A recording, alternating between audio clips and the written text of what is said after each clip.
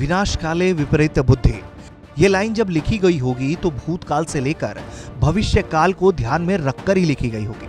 हाल के दिनों में खालिस्तानी संगठन सिक्स फॉर जस्टिस की जो हरकतें हैं वो यही बताती हैं कि विनाश से पहले वो ऐसी बहकी बहकी बातें कर रहा है जिसे सुनकर हर हिंदुस्तानी का खून खौल जाएगा और उसके लिए उसकी मुसीबत दोगुनी हो जाएगी और उसका विनाश तय होगा। खालिस्तानी संगठन सिक्स फॉर जस्टिस ने पश्चिम बंगाल की मुख्यमंत्री ममता बनर्जी और महाराष्ट्र के मुख्यमंत्री उद्धव ठाकरे से अपील कर डाली है कि आप अपने अपने राज्यों को भारत से आजाद घोषित करें।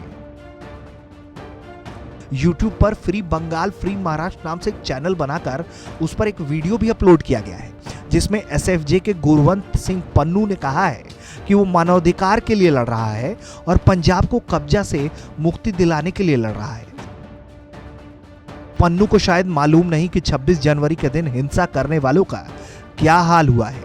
अगर मालूम होता तो वह ऐसा कहने की हिम्मत भी नहीं करता। वीडियो में पन्नू ने जहर उगलते हुए कहा है कि मैं महाराष्ट्र और पश्चिम बंगाल के नागरिकों को संदेश देना चाहता हूं।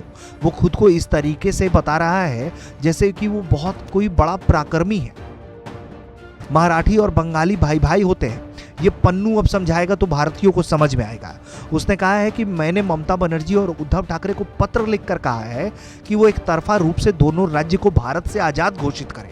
दोनों राज्यों की सांस्कृतिक और भाषाई पहचान को बचाने के लिए भारत की प्रधानता का खत्म होना जरूरी है। इस तरह की घटिया बात लिखने वाला पन्नू आगे लिखता है कि भारत इन सबको खत्म करके उन पर राज करना चाहता है। SFJ का पन्नू कहता है कि आप दोनों के पास क्षमता है कि आप पश्चिम बंगाल और महाराष्ट्र को अलग अलग देश घोषित करें। अभी आप मुख्यमंत्री हैं, लेकिन ऐसा होते ही आप दोनों अपने अपने देशों में प्रधानमंत्री बन जाएंगे। पन्नू की ये सोच दिवालियापन का एक बेहतरीन उदाहरण है। SFJ का पन्नू कह रहा है कि आप आजादी की जैसे ही घोषणा करेंगे उसके बाद से उसको अंतर्राष्ट्रीय कानून का समर्थन भी वो दिलवाएगा और विवाद की स्थिति में इंटरनेशनल कोर्ट ऑफ जस्टिस फैसला भी करेगा। इसके पहले यही पन्नू दिल्ली में किसानों को परेड के दौरान हिंसा करने के लिए भड़का चुका है।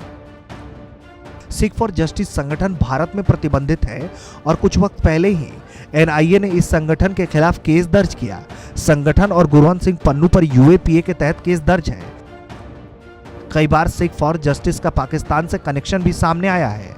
पाकिस्तान लगातार खालिस्तान की मांग का समर्थन करता रहा है। यही कारण है कि भारतीय खुफिया एजेंसियों की ओर से लगातार इस प्रकार के भड़काऊ भाषण पर नजर बनाई रखी जाती है और अब तो पन्नू हदें पार कर रहा है। यकीनन इसके खिलाफ भारतीय सरकार कोई बहुत बड़ी कार्रवाई करेगी ही करेगी। ब्यूरो रिपोर्ट, भारत तक।